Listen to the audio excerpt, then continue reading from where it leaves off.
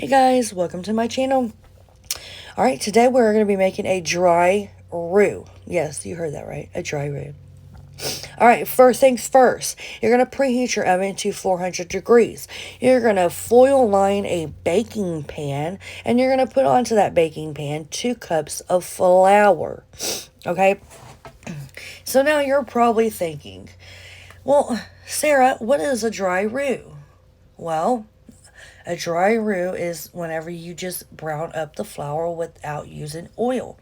You know how whenever you start a gumbo or an etouffee, you put 1-to-1 ratio of oil and flour into a pan, like a Dutch oven, a heavy bottom pan, and you stir it for like an hour to 2 hours until it reaches a peanut butter consistency. Well, you're just doing the same thing, except you're doing it in the oven without oil. That's all we're doing here. Okay, so once you put your flour in your baking pan, you're going to want to spread it out to as thin as you can possibly get it. Okay, all the way around, all the way around. Look, trust, I didn't do that. I was just like, I'm done. I'm not that talented. I'm just going to pop it in the oven. That's what I'm going to do. Okay, so I was reading in this magazine and they're talking about doing a dry roux for gumbo and talking about the steps. So I was like, what? A dry roux for gumbo? Like, are you serious? So, there's 3 methods to it, okay? You could do it on the stovetop in your Dutch oven, just a hot pan, and your flour, and you stir it. Or you can do it in the oven, like how I'm doing it today. Or you can do it in a microwave. Okay, I haven't tried the stovetop or the microwave. I figured they said that they recommended the oven. So I wanted to try the oven method first before I went around wasting a lot of flour. Because flour isn't as cheap as it used to be, you know what I mean? It's kind of expensive now. So I wanted to try the flour method. Okay, now once you put your pan in the oven, it said to check it every 10 minutes, but what that did for me, it slowed down the browning process of the flour by like a lot. And probably because I started out with, they said to do it with 3 cups of flour. I was like, yeah, no, I'm gonna do 2 because 3 might be a little too much. And what if I have a lot of, a lot left over? You know what I mean? And so, yeah, I started checking it about every 15 minutes, and this is what it looked like the first time that I checked it. Okay, you're gonna want to pull in all the flour from the outer sides of your pan into the middle and give it a good stir, and then even it, spread it back out onto your baking sheet, and then pop it back into the oven. Okay, now over your second time of pulling it out, you see how it started to brown. The flour is starting to brown. So I checked this one about 10 minutes because it started to smell like it was burning. But it wasn't burning. It did smell very nutty in my house.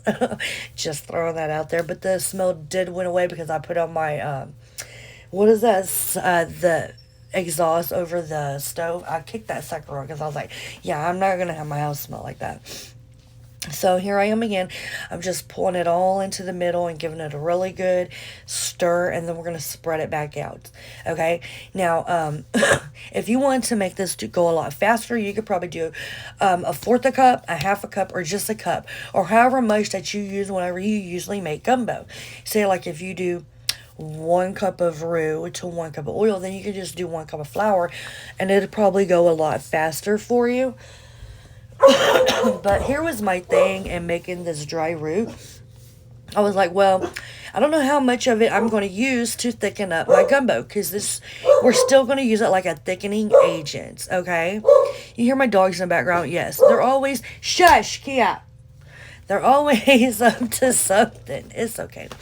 So you're just going to stir it up really good, then it back out, put it back in the oven. You're going to continue this process until it reaches a peanut butter consistency. Okay, like a milk chocolate consistency. I probably could have taken mine a little bit farther than what I took it, but I didn't want to take it that much farther because I was scared that it would burn. Because I'm still trying to get used to my oven. It's a new stove. We got it sometime this year, and earlier this year, and I still haven't really used it that much. So, yeah. So here you can see this, by the third time, it's really starting to brown. Okay, it's really starting to brown. It's starting to kick up that brown color. Okay, we're just stirring it, thinning it back, spreading it back out, and putting it back into the oven. Now, it does look a lot darker in person than what it does on camera. I am going to keep repeating that because it does look a lot lighter on camera than what it does in person. Now, I didn't make the gumbo today. I wanted to prep for the gumbo, like do the roux first, and I put mine in a plastic container. Just put it right there in my cabinet. You can put it in a glass jar. You could probably put it in a Ziploc bag, and just store it that way. But they said they can be stored up to 3 months. So mine probably won't last that long because it has been cold and rainy here, and this is the perfect time to make gumbo. So tomorrow, make sure you check back in tomorrow because tomorrow I am going to make that said gumbo. Okay, where I'm going to make this gumbo with this dry roux, that we're doing today. Okay, and I want to see how fast I can get it done because tomorrow is my late day at work, so I want to see how fast I can actually get this done. Okay. Now I also did say a little tip in the magazine to keep a chocolate bar next to you to see how dark your flour is getting. I checked it this one time, and then I put it back in my freezer, and I was going to continue checking it and showing y'all the progress of the flour next to the chocolate bar, but I forgot all about it. Okay, I forgot all about the chocolate that I put in the freezer, and then I went to go give me some ice, and I was like, "Oh yeah, hey, look, there's my chocolate bar," and I ate it. I know. Okay, so now put it back into the oven after you get it all spread it out, and this is the final moment. Here it is, the chocolatey brown flour for the gumbo that we have been looking for. All right, guys, what 2 cups of flour? It took an hour and a half. No lie. So you can probably do 1 cup of flour in 50 minutes, probably. That's what I'm guessing.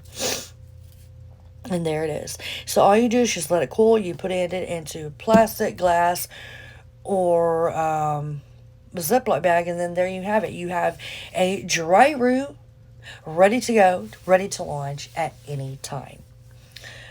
All right, guys. Now make sure you check in tomorrow because we're going to use this roux. We're going to test out to see how fast we can get this gumbo done tomorrow.